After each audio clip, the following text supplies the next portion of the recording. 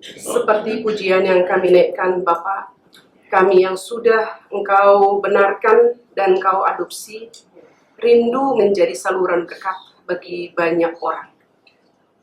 Biarlah pembekalan demi pembekalan, pembelajaran demi pembelajaran yang kami terima di tempat ini boleh mendorong kami dan terus mendorong kami dan tidak akan pernah berhenti mendorong kami sampai kami menjadi saluran berkat Allah secara berlimpah-limpah kepada banyak orang. Karena itulah yang Tuhan kehendaki bagi kami yang sudah menerima keselamatan, agar kami menjadi alat di tangan Tuhan, agar kami menjadi saluran berkat bagi banyak orang. Kami berterima kasih sekali lagi karena Engkau beranugerah kepada setiap kami, memberikan kemungkinan kami boleh hadir di dalam OSG hari ini. Berkatilah, pimpinlah dalam pemberitaan firman Tuhan yang akan kami ikuti bersama-sama. Biarlah Kristus ditinggikan, dipermuliakan di dalamnya. Dengarlah doa kami, di dalam nama Tuhan kami Yesus Kristus, Tuhan dan Juru Selamat kami yang hidup, kami berdoa dan bersyukur. Amin. Silakan duduk ibu-ibu. Hari ini kita melanjutkan bab 18, bab 19. Kalau ibu-ibu bawa bukunya, boleh dibuka pelan-pelan, nanti dililit-lilit sedikit-sedikit gitu ya.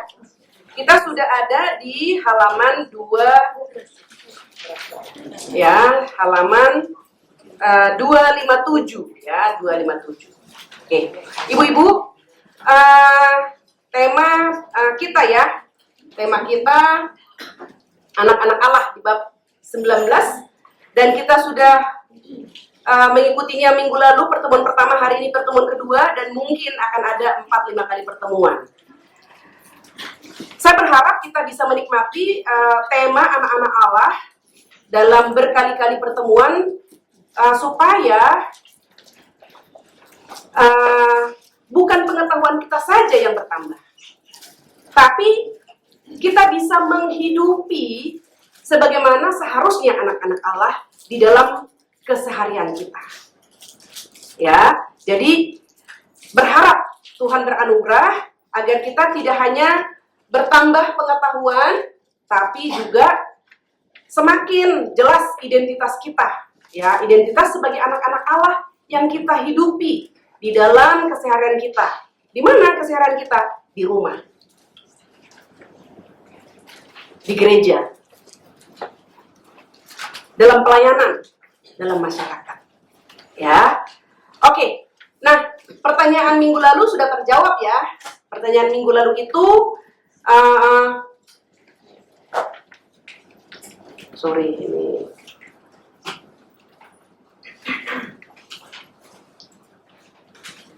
Siapakah orang Kristen itu? Apakah Allah itu bagi semua orang bagi semua manusia? Ini sudah kita bahas dan menjadi surprise ya ibu-ibu. Pada hari Minggu di ulang tahun gereja ke-36, Pak Tom menyampaikan. Ada yang ingat nggak? Sehubungan dengan pertanyaan ini. Siapakah orang Kristen itu, dan akan dibahas di KIN. Ya, jadi ibu-ibu yang belum daftar KIN segera daftar. Karena setiap malam Pak Tong akan bahas secara berlimpah ya. Udah dikasih 5 syarat yang sudah disampaikan Pak Tong ya. 5 syarat.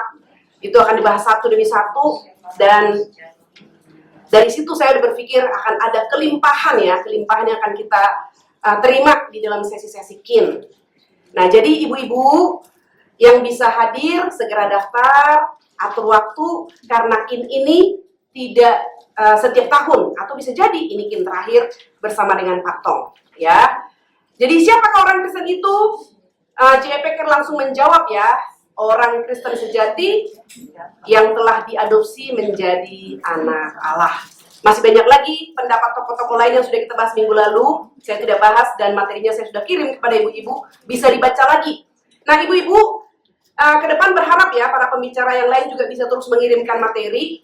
Berharap sama seperti catatan khotbah setiap minggu itu ada transkrip. Kenapa sih kita sudah mendengar khotbah lalu harus ada transkrip?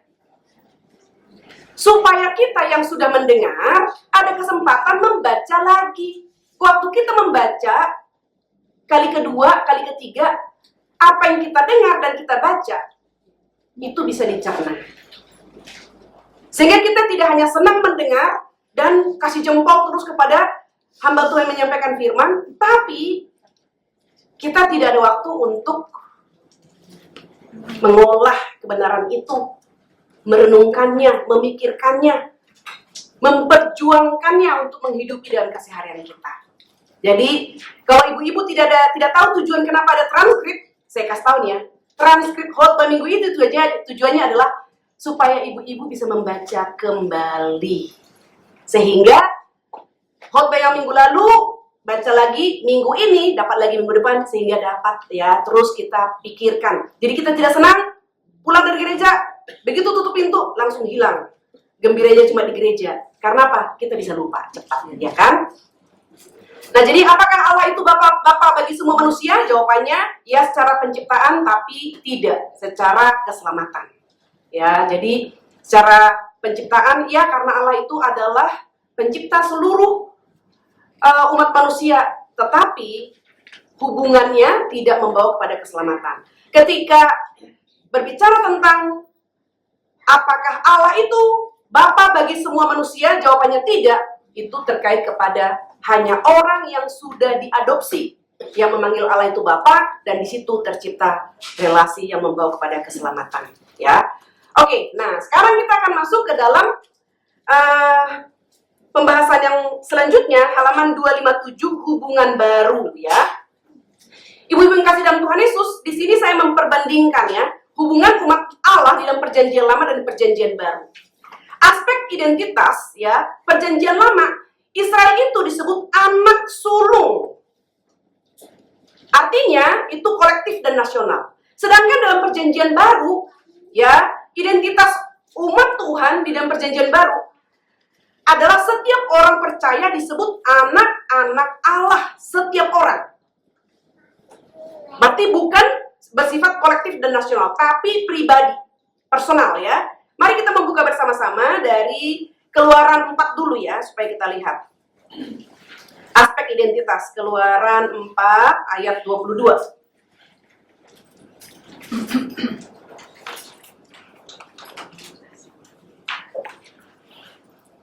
Mari kita baca bersama-sama Keluaran 4 ayat 22, 1, 2, 3. Maka engkau harus berkata kepada Firaun, beginilah firman Tuhan, Israel ialah anakku yang sulung. Jadi Israel itu di dalam Perjanjian Lama disebut anak sulungku. Secara nasional ya. Kemudian di dalam Perjanjian Baru kita lihat identitas. Kita buka di dalam Yohanes 1 ayat 12. Yohanes 1 ayat 12, kita baca bersama-sama. 1, 2, 3. Tetapi semua orang yang menerimanya diberinya kuasa supaya menjadi anak-anak Allah, yaitu mereka yang percaya dalam namanya. Berikutnya kita lihat Roma pasal 8. Roma pasal 8 ayat 15. Kita baca bersama-sama, 1, 2, 3. Sebab kamu tidak menerima roh perbudakan yang membuat kamu menjadi takut lagi, tetapi kamu telah menerima roh yang menjadikan kamu anak Allah. Oleh roh itu kita berseru, ya Aba, ya Bapa. Ya, jadi identitas ya, kita lihat di sini, di Perjanjian Lama, identitasnya adalah bangsa Israel sebagai nation, sebagai bangsa, disebut anak sulungku. Tetapi dalam Perjanjian Baru, identitas kita disebut adalah anak-anak Allah secara personal. Itu sebabnya keselamatan itu nanti adalah personal. Berulang kali saya tekankan dari sini, kita sebagai istri, kita sebagai ibu, juga harus berjuang untuk pertumbuhan rohani kita. Tidak bergantung kepada kondisi suami kita, anak-anak kita. Tidak akan bergantung pergumulan kita. Karena nanti ketika menghadap Allah, maka kita akan menghadap secara personal. Bukan keluarga. Bukan gereja. Bukan nation. Tapi personal. Nah, jadi secara pribadi kita harus memperjuangkan pertumbuhan rohani kita, ibu-ibu. bertumbuh bersama suami dan anak kita, puji Tuhan. Tapi kalau ada kendala, kita tidak bisa harus equal ya, pertumbuhan saya dengan suami saya. Pertumbuhan saya dengan anak-anak saya. Saya harus mendorong suami saya bertumbuh, mendorong anak saya bertumbuh, tapi saya juga harus mendorong diri saya sendiri untuk bertumbuh. Itu sebabnya ketika anak-anak kita kecil mungkin bisa renungan bersama. Tapi seiring waktu berjalan, anak-anak lebih besar, waktu lebih banyak di luar, maka jangan dipaksakan. Karena kalau dipaksakan pada akhirnya mungkin tidak ada renungan. Nah, oleh karena itu kita harus mengikuti ya kondisi keluarga kita, perkembangan, pertumbuhan anak-anak kita. Dan kita, saya dan suami saya ya, ibu-ibu dan suami ibu-ibu juga harus ya mengikuti perkembangan dan pertumbuhan anak-anak kita. Sudah waktunya tidak lagi bisa renungan bersama, tidak apa-apa. Tapi kita harus tetap memperjuangkannya dan kita mengingatkan anak-anak kita dimanapun mereka berada, juga mereka melanjutkan renungan firman Tuhan. Ya. Nah, sifat relasinya kita lihat di dalam perjanjian lama, sifat relasinya itu formal, penuh jarak. Ya, Allah dipahami sebagai raja dan hakim, bapa dalam konteks bangsa. Dalam hal ini perjanjian lama hanya bangsa Israel ya. Sedangkan di perjanjian baru, sifat relasi itu adalah intim. Ada relasi ya, intim, personal, pribadi ya. Allah dialami sebagai Bapa melalui Kristus. Nah, jadi ada perkembangannya, ada kontinuitasnya menyebut Allah itu Bapa, tapi ada juga perkembangan yang signifikan dan menunjukkan satu perbedaan kualitas. Different quality ya. Tadinya nation, sekarang menjadi personal. Tadinya berjarak, sekarang tidak lagi. Kenapa? Karena waktu di perjanjian lama itu selalu ada pengantara yang nanti akan merujuk kepada Kristus. Mulai dari bangsa Israel, pengantaranya adalah Musa. Lalu berikutnya masuk kepada imam-imam besar.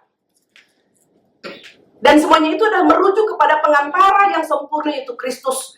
Dan ketika Yesus disalibkan, masih di atas kayu salib, ketika Yesus menuntaskan semua hukuman dosa umat pilihan sepanjang zaman di atas kayu salib, tirai yang memisahkan ruang kudus dan ruang maha kudus itu robek oleh tangan yang tidak kelihatan.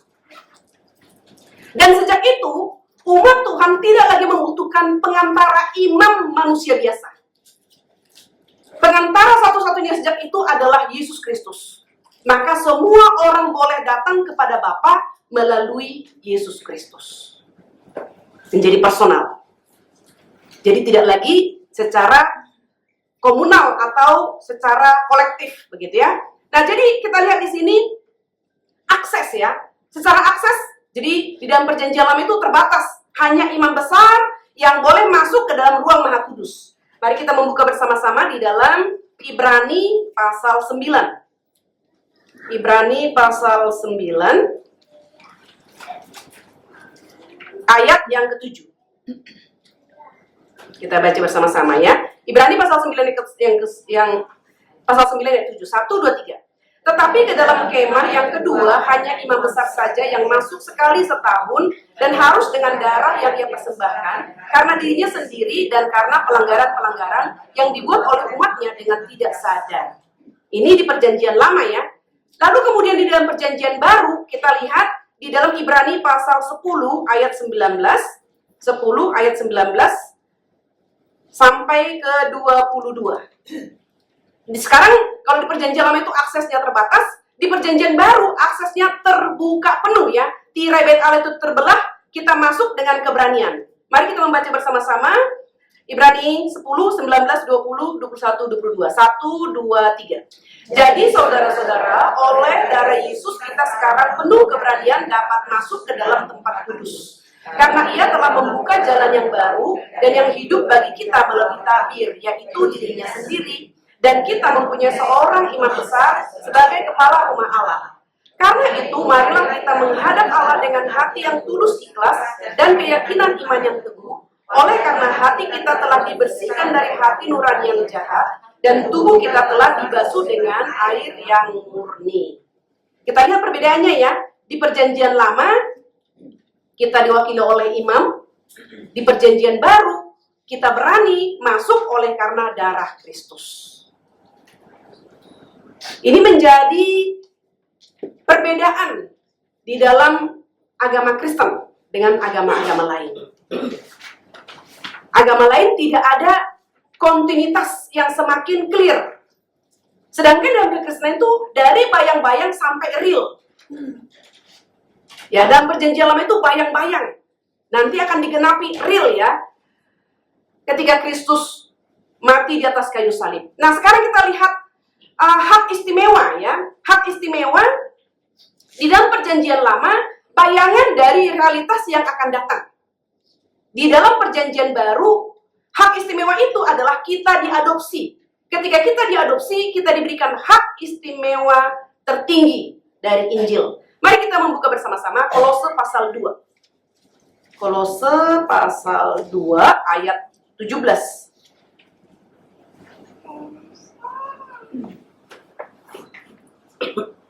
Kita membaca bersama-sama 1, 2, 3. Semuanya ini hanyalah bayangan dari apa yang harus datang, sedang wujudnya adalah Kristus. Jadi bayangan ya. Di perjanjian lama itu ada banyak tokoh-tokoh, ada banyak peristiwa, dan itu semua adalah bayang-bayang yang akan digenapi oleh Yesus Kristus, dan Kristus menjadi puncaknya. Ya, dan kita bersyukur ya, di dalam perjanjian lama hubungan Allah dengan umatnya adalah bersifat kolektif, berjarak dan simbolik. Di dalam perjanjian baru hubungan umat Allah bersifat personal, intim, nyata melalui Kristus dan Roh Kudus. Ya, jadi JP akan menekankan hak istimewa terbesar Injil adalah adopsi. Ya, bukan hanya dibenarkan, tetapi diterima sebagai anak-anak Allah dengan segala hak waris. Hak waris ini adalah kita bersama dengan Kristus menerima janji-janji Allah. Itu warisan kita. Janji Allah, hidup yang kekal. Janji Allah, damai sejahtera. Janji Allah, sukacita yang sejati. Janji Allah, shalom. Kita akan menerima itu bersama dengan Kristus. Dan itu tidak bisa diupayakan secara pribadi ya. Selanjutnya kita melihat Efesus yang di dalam hubungan baru ya. Dalam hubungan baru ini kita melihat Efesus pasal 3 ayat 12. Efesus pasal 3 ayat 12. Efesus pasal 3 12 kita baca bersama-sama. 1, 2, 3. Di dalam Dia kita beroleh keberanian dan jalan masuk kepada Allah dengan penuh kepercayaan oleh iman kita kepadanya. Ya, jadi jalan masuk kepada Allah oleh iman kita kepadanya. Jadi Kristus ya menjadi jalan satu-satunya. Tadi kita sudah membaca Ibrani 10 ayat 19-22. Jadi oleh darah Yesus. Jadi memang ketetapannya adalah apa yang sudah dikerjakan oleh Allah di dalam perjanjian lama mulai dari peristiwa di Taman Eden. Ya, kita lihat di Taman Eden ketika Adam dan Hawa jatuh ke dalam dosa, mereka mencoba menyelesaikannya. Ketika mereka sadar mereka telanjang, mereka mengambil daun. Dan kita tahu sifat daun itu 1-2 hari akan layu dan mereka akan kembali lagi mengambil daun dan seterusnya. Dan Allah berkata, kalau bisa berkata, kamu bodoh, kamu tidak tahu, kamu tidak bisa mengatasi permasalahan ini. Dan Allah dengan penuh rahmatnya memberikan solusi bagi manusia. Oleh dosa, darah ditumpahkan. Allah membunuh binatang. Dan Allah mengambil kulit binatang dan membungkus Adam dan Hawa. Itu menjadi bayang-bayang kematian Kristus yang akan menyelesaikan semua permasalahan dosa manusia yang kita tidak bisa selesaikan satupun. Hanya darah Yesus yang bisa membasuh. Kalau pakaian kita kotor, kita bisa cuci. Hati kita kotor, pikiran kita kotor. Tidak ada satu deterjen yang dapat membersihkannya. Hanya darah Yesus yang dapat membersihkan, menguduskan kita. Nah, ibu-ibu yang kasih dalam Tuhan Yesus, ketika kita bicara dengan Allah ya, tadi kita sudah melihat dari PL ke PB, di PB itu kita memiliki relasi Allah itu menjadi Bapa kita karena kita diadopsi. Sekarang kita bisa melihat ibu-ibu, Allah sebagai Bapa di dalam perjanjian baru ya. ada satu pergumulan yang bisa kita temukan dimanapun ya, ketika kita menyebut Allah itu Bapa, maka kita akan dipertemukan dengan manusia berdosa yang dilahirkan dari ibu dan bapak, di mana bapaknya itu adalah manusia berdosa yang mungkin saja sangat mengecewakan anak-anaknya. Saya sendiri beberapa kali ya bertemu di dalam konseling. Beberapa orang itu tidak sanggup melihat Bapa Allah itu sebagai Bapa yang baik. Oleh karena Bapak fisiknya, Bapak biologisnya di rumah. Saya langsung katakan aja, hancur-hancuran. Mabuk, iya, berjudi, iya, main perempuan, iya, kasar, iya. Maka ketika dia mendengar Allah itu kasih, bagi dia bagaimana saya bisa memiliki satu gambaran Allah itu sebagai Bapa yang kasih? Karena saya tidak menemukan gambaran kasih di dalam Bapak saya di rumah.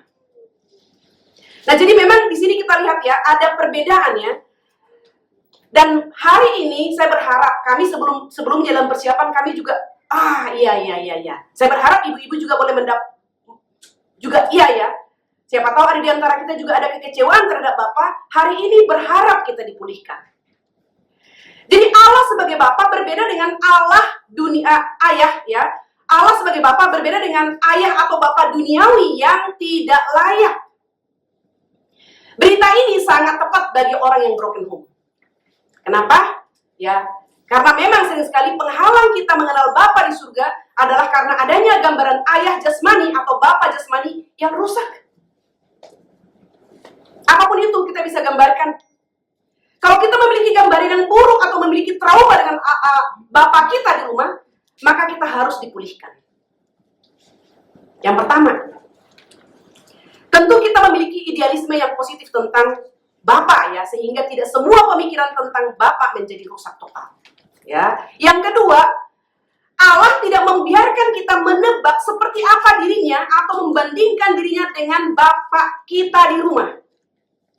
Ibu-ibu perhatikan, Allah tidak membiarkan kita menebak seperti apa dirinya dan membandingkan dirinya dengan Bapa kita di rumah. Berharap ini membuat kita dipulihkan kalau ada relasi yang kurang pas dengan Bapa biologis kita. Jangan bandingkan Bapa di surga dengan Bapa di rumah. Melainkan Allah menyatakan kebenaran absolut tentang dirinya sendiri. Allah sendiri menyatakan dirinya sepenuhnya dari hubungan Bapa dan Anak yang kekal melalui Tuhan Yesus Kristus, Anaknya sendiri yang berinkarnasi. Ketika Allah memperkenalkan dirinya,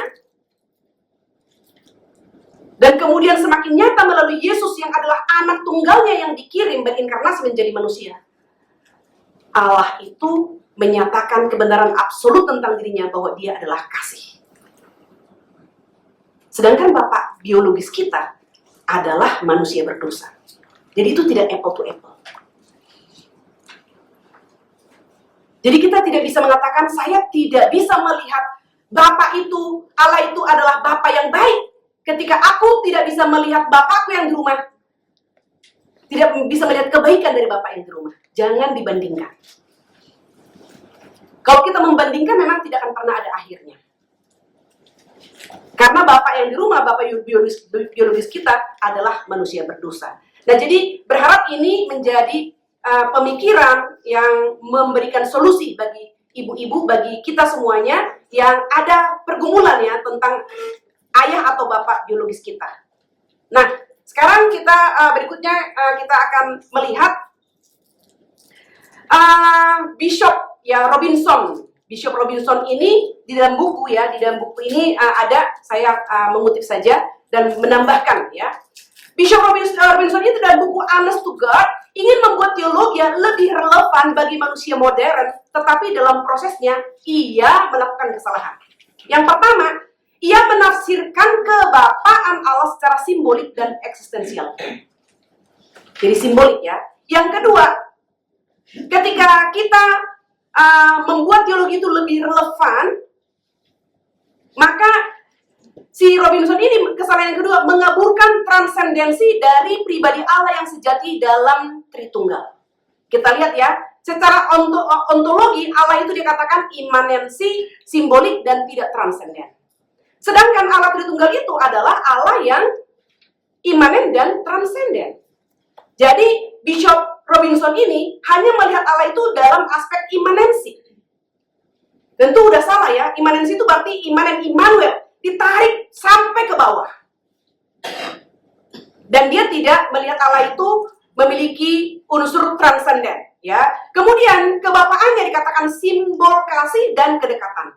Hanya simbol kasih dan kedekatan. Kemudian dasar teologianya eksistensial dan juga kontekstual. Terkadang ketika kita membawa firman Tuhan terlalu kontekstual, kita bisa melakukan satu lompatan yang salah. Alkitab itu tidak boleh langsung dibaca dengan pembaca modern ya, karena tetap ada konteks penulisan juga konteks penerima. Firman penerima tulisan atau surat pada waktu itu ya. Jadi yang ketiga, di sini juga Bishop Robinson ini melepaskan pengertian klasik dan alkitabiah demi menyesuaikan terhadap budaya. Nah, ini membantu kita ya. Jadi di buku ini ibu-ibu ketika membaca, jadi pemikiran Bishop Robinson ini adalah salah ya.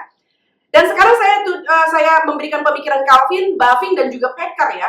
Secara ontologi Allah itu, Calvin mengatakan dia adalah Tritunggal, juga pribadi, transenden, dan imanen. Lalu Bavinck mengatakan ontologi Allah adalah pribadi, kekal, dan Tritunggal. Packer mengatakan Allah itu adalah pribadi, kudus, dan penuh kasih. Secara kebapaan, Calvin mengatakan ya Allah itu realitas Tritunggal dan penebusan. Kemudian Bavinck mengatakan kebapaannya adalah kekal dalam Tritunggal, relasional dalam anugerah. Lalu Packer mengatakan kebapaannya adalah inti dari pengenalan akan Allah. Yang terakhir, dasar teologianya, Calvin mengatakan itu adalah wahyu kitab suci. Bavinck mengatakan itu adalah wahyu umum dan wahyu khusus. Dan Packer mengatakan itu adalah wahyu alkitabiah.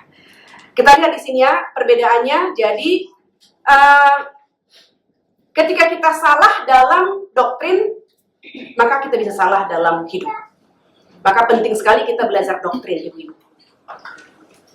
Dan sebenarnya doktrin itu tidak sulit, karena setiap hari pun sebenarnya kita menghidupi doktrin. Hanya saja kita sudah mungkin sedikit langsung ketika mendengar kata doktrin, dogma, langsung antipati begitu ya. Jangan, keseharian kita itu adalah menghidupi doktrin. Ya, nah, ibu-ibu kita akan lanjutkan kepada hubungan yang baru ya. Packer juga menyoroti bagaimana kebapaan Allah berbeda dari konsep bapak duniawi. Yang pertama, J. Packer mengatakan Allah bukan bapa yang lalai, tetapi dia memelihara anak-anaknya dengan sempurna. Jadi kalau tadi saya kembali lagi ya, kalau tadi kita kecewa terhadap bapak di rumah, mungkin bapak kita di rumah lalai karena satu dan dua hal. Lihatlah. Allah sebagai Bapa kita, ya, dia bukan Bapa yang lalai, tapi dia adalah memelihara anak-anaknya dengan sempurna. Yang kedua, Allah bukan Bapa yang otoriter atau kejam, tetapi dia membimbing dan mendisiplin dengan kasih. Lihat ya, jadi Allah sebagai Bapa, ini ada spelling yang salah, bukan Bapa, ya, tapi Bapa, ya. Jadi Allah itu bukan Bapa yang otoriter dan kejam, tetapi dia membimbing, mendisiplin dengan kasih. Jadi di dalam kasih ada pendisiplinan, di dalam disiplin ada kasih.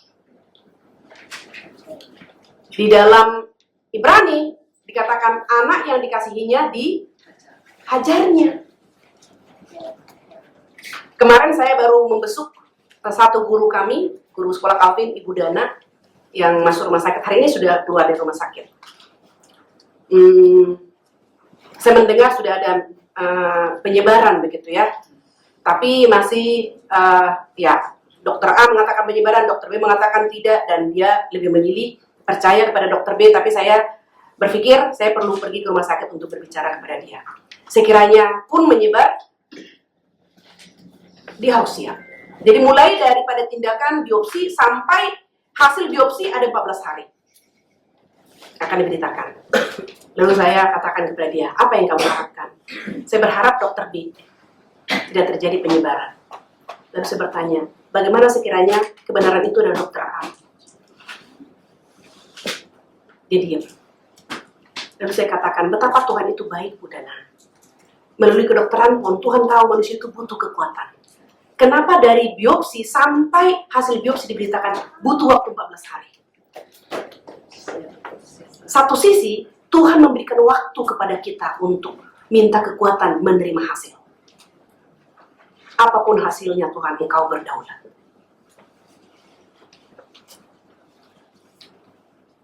Terima apa yang menjadi kehendak Tuhan. Ketika saya katakan Tuhan itu baik, sumum bonum, kebaikan tertinggi. Dalam kebaikan Allah tidak ada kejahatan. Dalam kebaikan kita selalu terselip kejahatan. Percaya Allah itu baik. Lalu dia bicara, bagaimana Bu, saya bisa melihat kebaikan Tuhan dalam kondisi saya ini. Lalu dia nangis. Saya mendengar kesaksian Kak Lingkan, dia bilang. Lalu saya bilang, itu adalah privilege-mu untuk bergumul di hadapan Tuhan. Itu privilege. Ketika kita bergumul di hadapan Tuhan, itu privilege. Tuhan menyembuhkan si A, Tuhan tidak menyembuhkan si B. Ketika Tuhan menyembuhkan si A bertanya, Tuhan, apa yang harus aku lakukan dengan Engkau menyembuhkan aku? Ketika Tuhan tidak menyembuhkan si B bertanya, Tuhan, apa yang harus aku lakukan ketika Engkau tidak mengizinkan aku sembuh? Jadi semuanya harus meminta kepada Tuhan. Apa yang harus kita lakukan dalam kondisi yang Tuhan izinkan kita hadapi? Saya pun tidak tahu. Saya pun tidak bisa menjelaskan kepada Ibu Dana. Mana kebaikan Tuhan dalam kondisi Ibu Dana sekarang ini? Tapi ketika Ibu Dana bisa menemukan kebaikan Allah di balik kondisimu ini, engkau akan bersukacita. Engkau akan bersyukur. Engkau akan menjadi saluran berkat bagi banyak orang. Engkau akan menguatkan banyak orang di luar sana. Jangan menjadi sia-sia penderitaanmu, saya bilang. Lalu dia nangis. Bu Happy, jadi memang Bu Dana itu asisten saya ya. Asisten saya yang tidak tahu bekerja, saya habisin tiap hari sampai nangis. Tidak ada hari tanpa menangis. Tapi kemudian ketika saya katakan, sekarang cukup. Saya tidak mau kamu menjadi asisten saya mau kamu menjadi guru. Kamu harus maju dan berkembang. Karena saya tidak mau ada orang di bawah saya yang tidak berkembang. Lalu dia nangis. Bu, sebenarnya saya mau belajar lebih banyak lagi dari Bu Happy. Saya mau dihabisin dulu. Saya bilang, urusan saya sudah selesai menghabiskan kamu. Biar di luar sana, Tuhan pakai lagi siapa menghabisin kamu. Ya, jadi ibu-ibu, Allah itu adalah bukan Bapak yang otoriter dan kejam, tetapi dia membimbing, mendisiplin dengan kasih. Ini harus kita cari. Ini harus kita pelajari. Yang ketiga, Allah itu bukan Bapak yang berubah-ubah, tetapi dia tetap setia dan tidak akan meninggalkan anak-anaknya. Setia dan tidak meninggalkan. Bapak biologis bisa tidak setia dan meninggalkan kita. Karena banyak faktor. Tapi Allah, Bapa di surga itu setia dan tidak pernah meninggalkan kita. Itu menjadi penghiburan bagi kita, ibu-ibu. Ketika kita kehilangan Bapa misalnya, apakah karena pergi dipanggil oleh Sang Penciptanya, atau pergi meninggalkan kita karena ketidaksetiaannya, kita bisa melihat ada satu Bapa yang setia dan tidak pernah meninggalkan kita.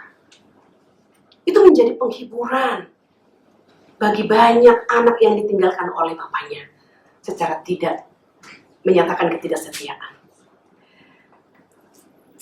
Selanjutnya ibu-ibu, kita lihat sebagai respon berikutnya adalah orang percaya ketika kita tahu ya Allah itu adalah Bapa yang tidak lalai, Bapa yang bukan Bapa yang otoriter dan kejam, bukan Bapa yang berubah-ubah, maka seharusnya ya respon kita hidup dalam kepercayaan penuh kepadanya. Ya kan, karena dia setia. percaya penuh kepadanya, berdoa dengan keyakinan, dan menaatinya dengan kasih. Mari kita keep our heart, keep our mind. Kalau Bapa Allah, Bapa di surga itu adalah Bapa yang tidak berubah-ubah. Dia adalah Bapa yang setia, Dia adalah Bapa yang tidak otoriter. Mari kita hidup dalam kepercayaan penuh kepadanya. Percaya penuh kepadanya. Berdoa dengan keyakinan dan menaatinya dengan kasih. Dan di dalam perjanjian baru, ya, orang percaya menyebut Allah itu sebagai Bapa. Hal ini menunjukkan keberanian dan keyakinan melalui iman kepada Kristus melalui pengorbanan Kristus. Ya, kita menyebut Bapa. Bapa. Jadi kalau ada di antara kita yang tidak mendapatkan kasih sayang Bapa biologis, kita bisa datang kepada Bapa di surga untuk mendapatkan kasih sayang yang sempurna oleh karena darah Kristus yang memberikan kita keberanian dan keyakinan datang kepada Bapa yang baik itu. Ya, orang percaya bukan hanya diampuni, tetapi diangkat menjadi anak Allah. Minggu lalu kita sudah mempelajari itu. Dan ini bukan hanya perbuatan status, ya, perubahan status, tapi masuk ke dalam keluarga Allah. Ya, mari kita membuka bersama-sama Efesus pasal 3 ayat 14. Efesus pasal 3 ayat 14. Kita baca bersama-sama. 1, 2, 3. Itulah sebabnya aku sujud kepada Bapa. Ya, cukup. Sujud kepada Bapa. Jadi kita yang sudah ditebus dan diadopsi oleh Bapa, kita tidak boleh melihat Bapa di surga itu secara imanen saja. Dia tetap Allah. Maka kita harus, seperti dikatakan Paulus, itulah sebabnya aku sujud kepada Bapa.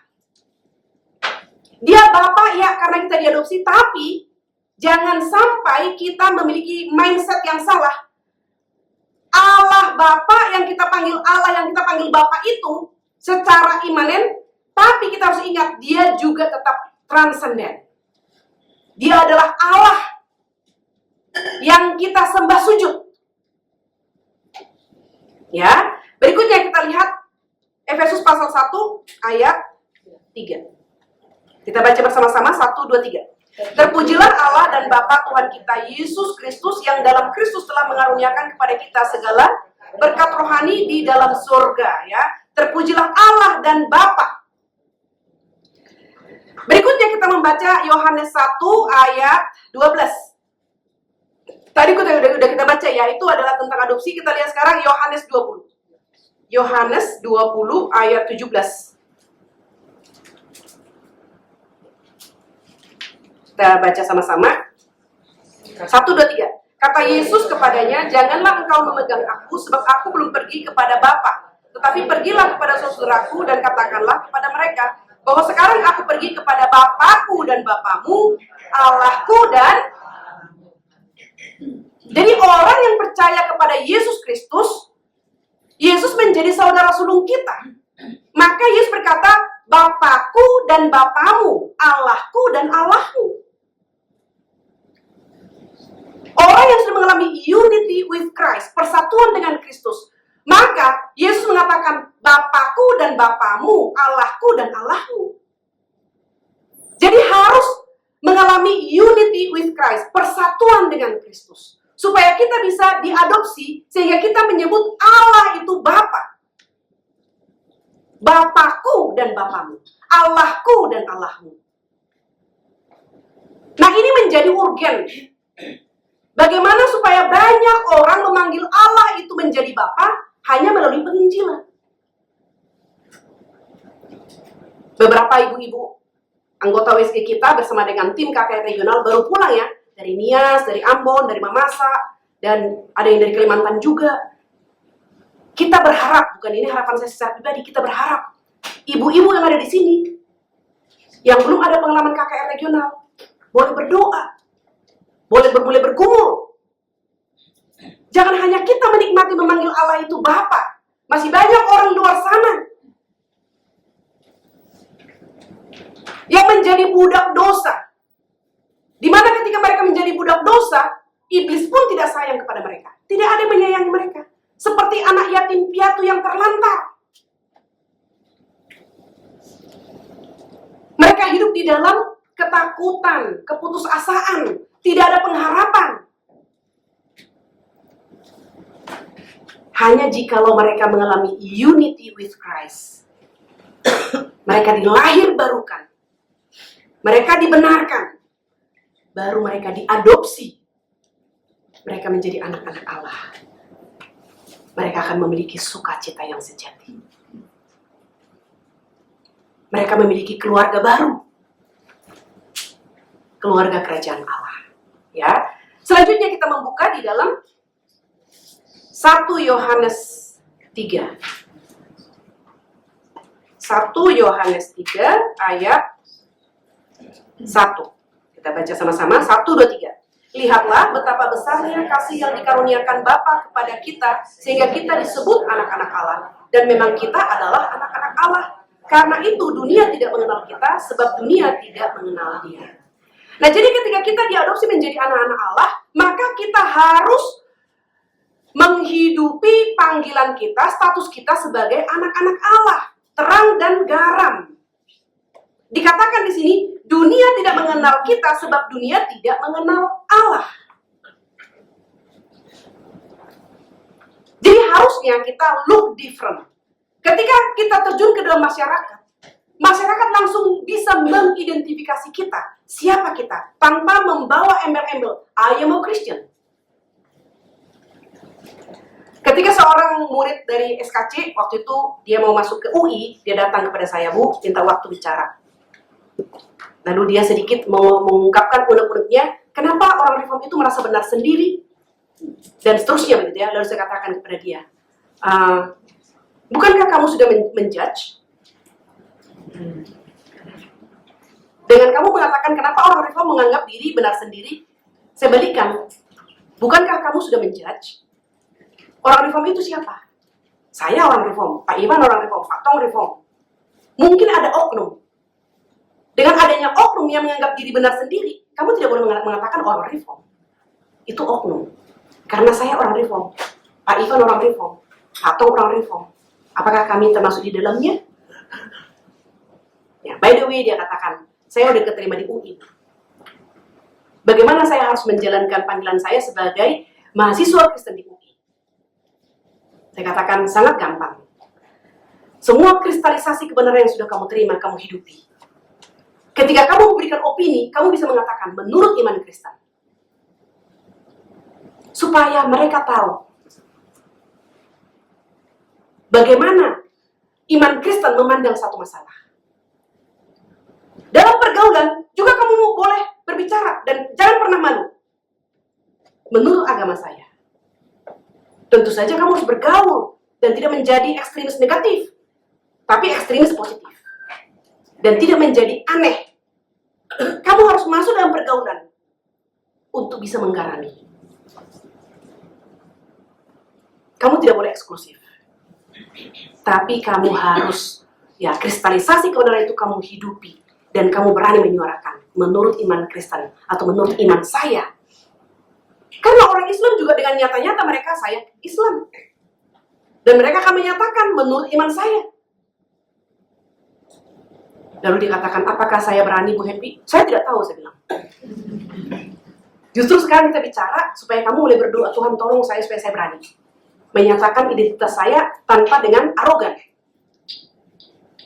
Mereka harus tahu saya Kristen, tapi mereka tidak menjadi merasa aneh dengan saya. Tapi sebaliknya mereka bisa menikmati sisi kekristenan melalui kehadiran saya. Menjadi edukasi kepada masyarakat melalui kehadiran saya. Ya, ketika saya menjadi kepala sekolah, demikian juga ibu-ibu. Ketika saya menjadi MC, saya katakan, Bapak Ibu, saya Kristen, saya akan pimpin pertemuan ini dalam iman Kristen. Bapak Ibu, di luar agama Kristen, silakan menyesuaikan. Orang Kristen di situ ada berapa? 10? Mungkin tidak sampai 10. Tapi karena saya dipercayakan MC, saya katakan saya akan pimpin dalam iman Kristen, karena saya Kristen, Bapak Ibu non-Kristen, berdoa menyesuaikan agama masing-masing. Saya tidak pernah merasa asing, saya tidak pernah merasa takut di tengah-tengah kalau kita menggunakan kata mayoritas. Kenapa takut? Karena Allah yang hidup bersama dengan kita, ya. Memang pengetahuan itu akan membuat kita kuat. Allah sudah mengadopsi kita anak-anak Allah, dan kita ditempatkan dalam dunia ini. Memang dunia akan menjadi asing, ya, tidak mengenal kita. Kenapa? Ya, kita terang di dalam kegelapan, ya. Berikutnya kita melihat bersama-sama di dalam 1 Yohanes 5. 1 Yohanes 5 ayat 1 sampai 3. Kita baca bersama-sama, ya. 1, 2, 3. Setiap orang yang percaya bahwa Yesus adalah Kristus lahir dari Allah, dan setiap orang yang mengasihi Dia yang melahirkan, mengasihi Dia juga yang lahir daripadanya. Inilah tandanya bahwa kita mengasihi anak-anak Allah, yaitu apabila kita mengasihi Allah serta melakukan perintah-perintahnya. Sebab inilah kasih kepada Allah, yaitu bahwa kita menuruti perintah-perintahnya. Perintah-perintahnya itu tidak berat. Jadi, ibu-ibu, ketika kita diadopsi menjadi anak-anak Allah, pertama, kita dipanggil mengasihi Allah. Yang kedua, kita dipanggil menuruti segala perintahnya. Karena kita ada di dalam keluarga Allah. Maka ikut aturan keluarga Allah. Jadi pertama dipanggil mengasihi Allah yang adalah Bapa. Yang kedua, menuruti perintah-perintahnya. Perintahnya itu berat? Tidak. Karena kita sudah diadopsi. Kecuali kita tidak diadopsi, perintah itu menjadi berat. Masyarakat jelata, kalau dia belum diadopsi menjadi keluarga bangsawan, maka dia tidak tahu bagaimana hidup sebagai keluarga bangsawan. Tapi seorang orang jelata diangkat menjadi bangsawan, maka dia akan dibekali bagaimana tampil sebagai keluarga bangsawan. Ketika kita menjadi anak-anak Allah, kita tidak dibiarkan. Bagaimana kita harus menjadi anak-anak Allah? Kita diberikan firman. Kita diberikan Roh Kudus. Dan juga kuasa kebangkitan. Itu sebabnya dikatakan perintahnya itu tidak berat. Ya. Berikutnya kita lihat bersama-sama 1 Yohanes 2, ya. 1 Yohanes 2 ayat 9 sampai 11. Kita lihat berikutnya, setelah mengasihi Allah, mengikuti perintahnya, kita lihat juga kita harus mengasihi saudara seiman. 1 Yohanes 2 ayat 9 sampai 11. Kita baca bersama-sama. 1, 2, 3. Barang siapa berkata bahwa ia berada dalam terang, tetapi ia membenci saudaranya, ia berada dalam kegelapan sampai sekarang. Barang siapa mengasihi saudaranya, ia tetap berada dalam terang, dan di dalam dia tidak ada penyesatan. Tetapi barang siapa membenci saudaranya, ia berada dalam kegelapan dan hidup dalam kegelapan. Ia tidak tahu kemana ia pergi, karena kegelapan itu telah. Jadi, ibu-ibu, kita juga bukan hanya mengasihi Allah, tapi juga harus mengasihi saudara seiman. Jadi kita mulai nih mempraktekkannya dalam komunitas kita ini. Jadi kita tidak lagi memandang status, ya, memandang suku dan seterusnya. Karena apa? Kita sudah dipersatukan di dalam Kristus. Kita ada anggota tubuh dan Kristus menjadi kepala. Anggota tubuh ini, ya, ini menjadi satu analogi, ya. Anggota tubuh ini turut pimpinan kepala. Jadi tangan kanan tidak boleh mengkritik tangan kiri. Tapi tangan kanan harus sayang kepada tangan kiri. Kalau tangan kiri gatal, garuk. Gitu, ya. Makanya dikatakan satu senang, semua senang. Satu menderita, semua menderita. Betul nggak? Karena konsep tubuh. Maka kalau ada rancangan ya mau membantu ibu si A misalnya, jangan ibu si A minder. Juga yang membantu jangan menjadi merasa superior. Itu adalah anugerah dan kesempatan. Sekali lagi, mari kita melihat analogi ini, tubuh. Kristus menjadi kepala. Dan ini menjadi satu keindahan. Kita bisa nikmati, menghidupi body of Christ. Menghidupinya. Dengan memberi diri kita dibantu dan dikasihi. Dengan memberi diri kita membantu dan mengasihi. Ini akan menjadi berkat, ya, bagi kita bersama-sama. Karena ada kelebihan kita, Tuhan memberi ruang untuk kita bisa membagikan kelebihan itu kepada orang lain. Ada kelemahan kita, Tuhan memberikan ruang untuk orang lain bisa membantu kita, mengasihi kita. Maka kita tidak ada ruang untuk minder dan sombong. Everything we do for glory to God. Dan di dalamnya kita terus dibentuk semakin serupa dengan Kristus. Ya. Selanjutnya ibu-ibu, di dalam Yohanes 1:12 ya, penginjilan pertama disebut adopsi, siapa yang percaya kepada Kristus, dan di dalam 1 Yohanes 3:1 tadi menjadi anak Allah merupakan karunia terbesar. Yohanes 20 ayat 17 tadi ya, Bapakku, Bapakmu dan seterusnya ya. Dan kita lihat di sini hubungan Allah Bapa dengan Tuhan Yesus menyiratkan 4 hal. Yang pertama, otoritas ya. Inisiatif ketaatan Allah anak itu adalah menunjukkan satu otoritas. Mari kita membuka bersama-sama dalam Yohanes 6. Yohanes 6 ayat 38. Kita baca bersama-sama 1, 2, 3. Sebab aku telah turun dari surga bukan untuk melakukan kehendakku, tetapi untuk melakukan kehendak Dia yang telah mengutus aku. Otoritas Allah Bapa mengutus Allah Anak. Otoritas Allah Anak, Allah Bapa ya, menurunkan atau mengutus Roh Kudus, penolong yang lain. Berikutnya kita lihat Yohanes 17. Yohanes 17 ayat 4 dan 5. Kita baca bersama-sama Yohanes 17, 4 dan 5. 1, 2, 3. Aku telah mempermuliakan engkau di bumi dengan jalan menyelesaikan pekerjaan yang kau berikan kepadaku untuk melakukannya. Oleh sebab itu ya Bapa, permuliakanlah aku padamu sendiri dengan kemuliaan yang kumiliki di hadiratmu sebelum dunia ada. Ayat 19. Kita baca 1, 2, 3. Dan aku mengutus diriku bagi mereka supaya mereka pun menguduskan diriku ya. Dan aku menguduskan diriku bagi mereka supaya mereka pun dikuduskan dalam kebenaran. Selanjutnya kita lihat Yohanes 4. Yohanes 4 ayat 34. Kita baca sama-sama ya. 1, 2, 3. Kata Yesus kepada mereka, makananku ialah melakukan kehendak Dia yang mengutus aku. Iya.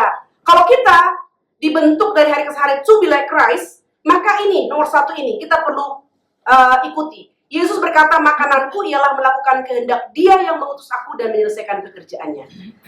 Jadi keberadaan kita sebagai anak-anak Allah adalah melakukan kehendak Allah. Melakukan kehendak Bapa kita. Bukan kehendak kita. Maka seharusnya kita sebagai anak-anak Allah, di dalam seluruh aktivitas yang kita lakukan, di rumah, di gereja, di masyarakat, di pelayanan, semuanya itu harusnya meninggikan Kristus. Bukan lagi mencari kemuliaan untuk diri. Bukan mencari kemuliaan untuk gereja kita. Tapi meninggikan Kristus. Ya. Karena demikian Kristus meninggikan Allah Bapa ya. Otoritas. Dia taat kepada Allah Bapa. Allah Bapa mengutus Dia. Dia mengerjakan apa yang menjadi kehendak Allah Bapa. Dan di sini dikatakan makananku ialah melakukan kehendak Dia yang mengutus aku. Selanjutnya, hubungan Allah Bapa dengan Tuhan Yesus. Yang kedua adalah kasih sayang. Bapa mengasihi anak. Yohanes 5 ayat 20. Kita baca bersama-sama. Yohanes 5 ayat 20. 1, 2, 3. Sebab Bapa mengasihi anak dan Ia menunjukkan kepadanya segala sesuatu yang dikerjakannya sendiri. Bahkan Ia akan menunjukkan kepadanya pekerjaan-pekerjaan yang lebih besar lagi daripada pekerjaan-pekerjaan itu. Sehingga kamu menjadi heran. Sebab Bapa mengasihi anak dan Ia menunjukkan kepadanya segala sesuatu yang dikerjakannya. Bapa mengasihi anak. Di dalam pasal 15 kita lihat ya, Yohanes 15. Ayat yang ke-9. Kita baca 1, 2, 3. Sebab Bapa telah mengasihi aku, demikian juga aku telah mengasihi kamu, tinggallah di dalam. Iya, jadi kalau kita melihat ordo kasih itu, Bapa mengasihi Allah anak mengasihi kita. Dan kita mengasihi Allah Bapa, mengasihi Allah anak, dan mengasihi sesama. Mulai dari saudara seiman. Jadi kasih itu seperti bola salju ya, yang menggelinding terus semakin besar. Kasih itu tidak boleh stuck. Kasih itu harus menyebar. Ya. Selanjutnya, hubungan yang ketiga adalah persekutuan. Mari kita membuka bersama-sama Yohanes pasal 16. Pasal 16 ayat yang ke-32. Kita baca bersama-sama 1, 2, 3. Lihat saatnya datang, bahkan sudah datang, bahwa kamu dicerai-beraikan masing-masing di tempatnya sendiri, dan kamu meninggalkan aku seorang diri. Namun aku tidak seorang diri sebab Bapa menyertai aku. Ketika Yesus ditinggalkan oleh seluruh murid-muridnya, dia tahu Bapa menyertainya. Roh Kudus menyertainya. Seharusnya kita juga demikian, Ibu. Ketika kita tahu kita adalah anak-anak Allah, bahkan ketika semua orang meninggalkan kita, ada Bapa yang menyertai kita. Ada Yesus yang menyertai kita. Ada Roh Kudus yang menyertai kita. Terkadang kita tidak mengingat firman ketika kita berhadapan dengan kesulitan. Ketika saya kehilangan papa saya tahun 2005. 5 tahun, Ibu-ibu. Saya tidak bisa membicarakan papa saya seperti ini tanpa harus diam. Hati saya sangat perih. Dan kalau saya lanjutkan berarti harus ada air mata yang tertetes. Saya sangat sakit, saya merasa sangat sakit ya ditinggal oleh papa saya. Sampai pada akhirnya Tuhan menegur saya melalui satu hamba Tuhan muda, laki-laki, tinggalkan istrinya juga masih muda. Beberapa hari setelah istrinya pergi, dia menangis di pojokan karena anak-anaknya yang sudah sekolah bilang, "Pak, baju sekolahku," karena mereka sudah sekolah. Sudah selesai berduka 2-3 hari, mereka harus kembali ke sekolah. Mereka cuma bertiga di rumah itu, 2 anaknya lalu suaminya. Anak-anak mulai mengatakan, "Pak, baju seragamku. Pak, besok bawa makan apa? Pak, kaos kakiku. Pak, sepatuku." Dan semua 2 anak masing-masing dengan kebutuhannya. Dan suami ini tidak pernah menyentuh itu. Dan dia tidak tahu di mana itu. Dia sudah kehilangan istri, sekarang dia harus juga melayani kebutuhan anak-anaknya. Dari menangis sedih kehilangan anak, sampai dia masuk ke pojok dan menangis, "Tuhan, aku akan bagaimana ke depan? Aku tidak tahu. Semua gelap." Dia menangis, benar-benar menangis di pojok. Benar-benar menangis. Kehilangan istri dan terpojok lagi karena anak-anaknya minta ini, minta itu. Dia tidak bisa layani. Aku tidak tahu di mana seragam anak. Aku tidak tahu bekal mereka besok apa dan seterusnya. Ketika dia menangis, benar-benar menangis di pojok. Tuhan memberi pengertian kepadanya. Kamu menangis karena kehilangan istrimu. Sedemikian dalamnya, sedemikian deepnya kamu berduka. Apakah kamu pernah menangis karena kematian anakku yang tunggal di atas kayu salib? Kamu menangis seperti itu. Hamba Tuhan ini langsung stop. Ya Tuhan, aku gak pernah menangisi Kristus yang mati bagiku, yang mengasihi aku. Ampuni aku. Lalu dia pelan-pelan menata hidupnya dan anak-anaknya dan seterusnya. Saya mendengarkan podcast itu 5 tahun kemudian ya, setelah saya tidak bisa membicarakan dan belum bisa melepas papa saya pun ditegur sangat dalam. Sama, saya pun tidak pernah menangisi Kristus yang mati di atas kayu salib karena dosaku. Seperti saya menangisi kehilangan papa saya 5 tahun. Sejak itu saya minta ampun kepada Tuhan dan tidak lagi. Saya bisa membicarakan kematian papa saya seperti sekarang. Terkadang kita tidak bisa memikirkan betapa besar kasih Allah kepada kita. Sampai kasih yang bersifat sementara dari pasangan kita, dari orang tua kita, dari saudara kita, itu bisa melebihi kasih kita kepada Tuhan. Maka saya sering sekali terus mengotak-atik diri saya ya, benar nggak sih saya mengasihi Tuhan? Benar nggak saya mengasihi Dia lebih daripada Papa saya?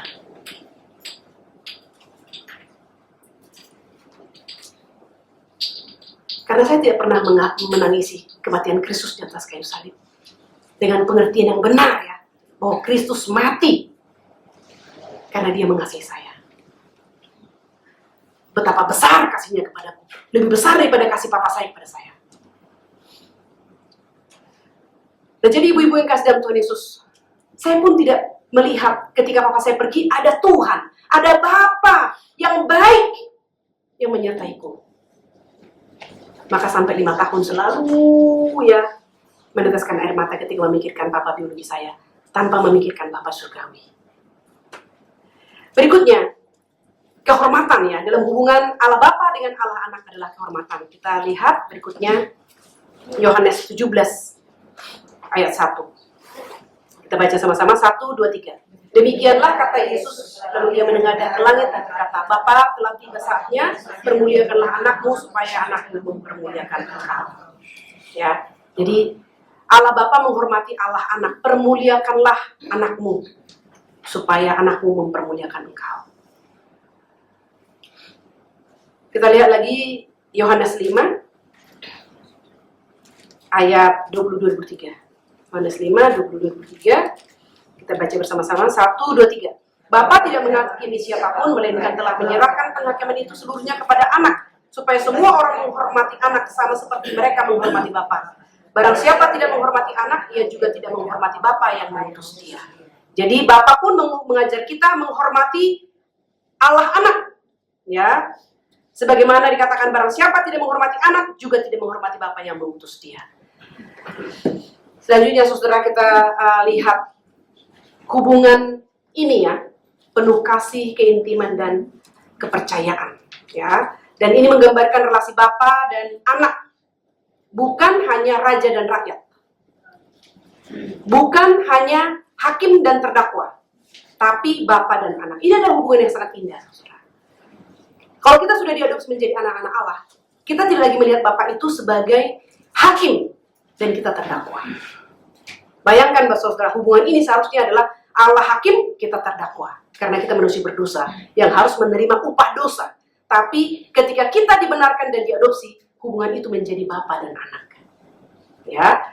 Selanjutnya kita lihat adopsi merupakan ya arti adopsi menurut pengakuan iman Westminster ya. Dikatakan semua yang dibenarkan mereka diangkat menjadi anak Allah. Dan mereka yang diangkat menjadi anak Allah diperhitungkan sebagai anak, menikmati kebebasan, hak istimewa sebagai anak-anak Allah, memiliki namanya pada diri mereka, menerima Roh Kudus dan seterusnya. Ini sangat indah sekali. Jadi kita menerima apapun ya yang dimiliki oleh Allah ketika kita diadopsi menjadi anak-anak Allah. Kita diberikan namanya. Jadi kita menjadi anak-anak Allah. Ya, kalau di Katolik itu mereka ada nama baptis. Ya, di Protestan nggak tidak ada ya. Jadi nama baptis itu menjadi simbol mereka menjadi anak-anak Allah. Nama baptis namanya. Di Protestan tidak ada nama baptis ya. Nah, jadi pembenaran mengubah status Allah sebagai hakim, sedangkan adopsi ya ini ya. Sedangkan adopsi membawa kita ke dalam rumahnya, yaitu Allah sebagai Bapa.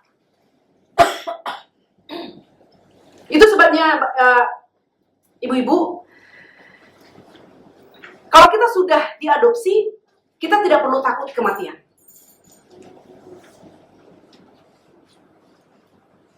Karena kita akan dibawa ke dalam rumah Bapa. Yesus mengatakannya, di rumah Bapa ada banyak tempat. Itu disediakan bagi kita ya, anak-anaknya ya. Selanjutnya kita lihat ya, poin yang kedua, ini secara singkat saja, adopsi adalah hak istimewa tertinggi. Pertama, ya yang kedua minggu depan dan seterusnya akan kita bahas, hanya pertama saja hari ini. Adopsi sebagai hak istimewa tertinggi dari Injil karena melibatkan hubungan yang kaya dengan Allah. Dengan Allah ya, kita membaca Yohanes 15 ayat 15. Yohanes 15 ayat 15. Kita baca bersama-sama, 1, 2, 3. Aku tidak menyebut kamu lagi hamba, sebab hamba tidak tahu apa yang disebut. Tetapi aku menyebut kamu sahabat, karena aku telah memberi kepada kamu segala sesuatu yang telah kudengar dari Bapa. Ya, Galatia 4 ayat 7. Galatia 4 ayat 7. Kita lihat 1, 2, 3. Jadi kamu bukan lagi hamba, melainkan anak. Jikalau kamu anak, maka kamu juga adalah ahli waris oleh Allah. Ya, jadi di sini ibu-ibu, pertama ini adalah adopsi sebagai hak istimewa tertinggi dari Injil ya, karena melibatkan hubungan yang kaya dengan Allah. Yang pertama kita lihat pembenaran merupakan berkat yang utama karena pembenaran memenuhi kebutuhan rohani kita yang utama. Jadi pembenaran itu berkat yang utama. Tapi kemudian kita lihat Injil menjanjikan pengampunan dosa untuk semua yang bertobat dan menerima Tuhan Yesus sebagai Tuhan dan Juru Selamat pribadi. Ya, kita lihat selanjutnya, ini minggu lalu kita sudah lihat. Selanjutnya kita lihat adopsi, ya itu tadi pembenaran ya. Adopsi, kalau ibu-ibu lihat itu secara kecil saja, tapi kalau ibu-ibu bisa lihat materi yang minggu lalu itu saya sudah kirimkan. Kata adopsi itu Itu mulai diadopsi, langsung ada garis ya zigzag ke atas, betul nggak? Itu adalah menunjukkan satu perjalanan iman kita sebagai anggota kerajaan Allah. Ketika kita diadopsi, maka kita dimampukan untuk berseru ya Aba ya Bapa. Di situ dalam perjalanan yang tidak lurus itu, kita sebagai anak-anak Allah, kita dikasihi, kita dilindungi, kita dipelihara, kita dididik oleh Allah seperti Allah itu seperti seorang ayah namun tidak pernah dibuang. Jadi di situ ilustrasinya sangat indah sekali ya. Jalan itu tidak lurus, tang, tapi menuju ke atas. Proses of sanctification. Di sana kita sebagai anak Allah yang sudah diadopsi, kita dikasihi, kita dilindungi, kita dipelihara, kita dididik oleh Allah seperti seorang ayah. Dan kita tidak pernah dibuang. Keselamatan itu satu kali untuk selamanya. Itu menjadi penghiburan. Ketika kita ada dalam kelemahan, kita tahu kita adalah anak-anak Allah. Ada Bapa yang menjaga kita, ada Bapa yang memelihara kita, ada Bapa yang mengasihi kita. Seperti para pemazmur ya, mereka menunjukkan relasi yang sangat intim dengan Allah. Mereka kecewa, mereka katakan, aku kecewa. Mereka tidak puas, mereka katakan, aku tidak puas. Tapi pada akhirnya mereka bertumbuh dalam pengenalan Allah. Para pemazmur tidak pernah mengakhiri kekecewaan. Ya, mazmur manapun dimulai dengan kecewa pasti kembali melihat keagungan Tuhan. Ya. Selanjutnya, Injil menjanjikan pengampunan dosa untuk semua yang bertobat dan seterusnya ya. Dan Roma pasal 1 ayat 7, eksposisi Paulus tentang Injil dikatakan pembenaran melalui salib. Ya, pembenaran itu terjadi hanya melalui salib. Dan di situ terjadi double imputation. Ya, pada waktu penyaliban itu terjadi double imputation. Saya ulang lagi, saya udah pernah sampaikan ini. Double imputation itu adalah kalau digambarkan kita menggunakan jubah, ya, di dalam jubah kita itu tertulis dosa. Yesus juga menggunakan jubah, di dalam jubah Yesus tertulis kebenaran. Di atas kayu salib, Yesus membuka jubah kebenarannya dan dia mengatakan, minta jubah dosamu aku kenakan, dan sekarang kamu kenakan jubah kebenaranmu. Double imputation. Kebenaran Kristus dikenakan kepada kita, dosa kita dikenakan kepada Kristus. Maka ketika Allah melihat Yesus di atas kayu salib, yang dilihat oleh Allah adalah dosa. Maka Yesus diremukkan di atas kayu salib. Dan ketika Allah melihat kita yang percaya kepada Kristus, yang dilihat oleh Allah adalah kebenaran. Maka dalam Roma pasal 8 ayat 1 dikatakan, sekarang tidak ada lagi penghukuman bagi orang yang percaya kepada Kristus. Itu double imputation, pembenaran di situ. Ya. Dan dengan pembenaran ini kita diadopsi. Nah, jadi kita disebut anak-anak Allah ya di dalam 1 Yohanes 3:1 tadi dan seterusnya. Maka sebagai anak-anak Allah apa yang harus kita lihat? Ada perubahan besar. Dari perbudakan dan kemiskinan menjadi kondisi aman, pasti dan sukacita. Ya. Jadi ibu-ibu bisa bayangkan seorang anak yang bekerja di rumah seorang majikan kaya, ia diberi aturan yang ketat. Jam kerja, tugas rumah, bahkan ruang gerak dibatasi. Ya, dia memang diterima. Tapi tetap sedekat-dekatnya pembantu di rumah kita tetap ada jarak. Dia tetap bekerja. Ia menghormati majikannya, tapi ada jarak. Ini seperti umat Allah dalam perjanjian lama ya. Melayani Allah, ada hukum, ada jarak, ada akses kepada Allah sangat terbatas. Dan sekarang, kita bayangkan ya, majikan itu mengadopsi anak itu menjadi anaknya sendiri. Ya, ketika anak itu diadopsi,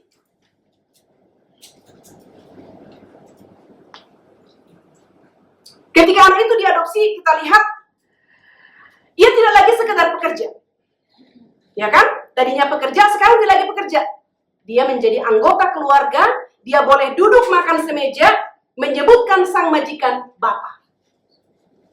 Mendapat kasih sayang, mendapat warisan, dan kepastian rumah. Seperti orang di dalam perjanjian lama, ya orang percaya dalam perjanjian lama. Melalui Kristus kita diadopsi sebagai anak-anak Bapa. Bukan sekedar hamba, tapi anak-anak yang dikasihi oleh Bapa. Jadi betapa adopsi ini merubah ya. Jadi mindset kita harus berubah. Nah, jadi kita disebut anak-anak Allah karena adopsi di dalam Yohanes 3 di dalam 1 Yohanes 3:1, lalu di ayat yang kelima mengangkat menjadi anak-anak Allah. Pasal 7 di ayat 7, kami anak ya, ahli waris. Lalu kemudian dikatakan berkat adopsi adalah berkat yang tinggal tetap. Saudara lihat ya, ini berkat besar ya. Berkat adopsi itu tinggal tetap sampai selama-lamanya. Sama seperti 3 hal, pengharapan, iman, dan kasih. Yang tinggal adalah kasih. Pengharapan ketika kita berhadapan muka dengan muka, selesai. Iman ketika kita berhadapan muka dengan muka, selesai. Tapi kasih itu akan kekal selama-lamanya. Adopsi. Ini adalah berkat yang tinggal tetap. Sampai selama-lamanya. Ini menjadi sukacita besar. Bukan hanya di sini kita diadopsi, tapi kita diadopsi sampai selama-lamanya. Ya, jadi ibu-ibu, ahli sosial mengatakan unit keluarga harus stabil dan aman. Dalam keluarga Allah kita akan mengalami kestabilan dan keamanan secara absolut ya. Orang tua yang baik dan bijak menjamin masa depan anak-anaknya. Betul? Orang tua kita pun terbatas memberikan kestabilan dan keamanan kepada kita. Tapi dalam keluarga Allah itu terjamin. Karena Allah tidak harus menjadi Bapa, tapi Ia memilih untuk mengadopsi. Ini adalah kemurahan Allah. Mari kita mengerti hal ini dengan benar. Karena Allah tidak harus menjadi Bapa, tapi Ia memilih untuk mengadopsi. Ini menunjukkan kerelaan kasih Allah yang aktif, bukan sekedar belas kasihan yang pasif. Ya, oke? Nah, ini 5 menit kita diskusi ya. Ibu-ibu diskusi kanan kiri. Karena kita tidak diskusi kelompok hari ini. Untuk mendaratkan apa yang kita pelajari. Yang pertama, bagaimana Packer menyangkal ide bahwa kebapaan Allah tidak berarti apa-apa bagi orang yang ayah kandungnya tidak memberikan teladan yang baik. Yang kedua, bagaimana menyadari bahwa saya adalah anak adopsi Allah, bukan sekedar hamba atau budak ya. Mengubah cara saya berdoa dan berrelasi dengan Allah dalam kehidupan sehari-hari. Ayo, berdoa berdua.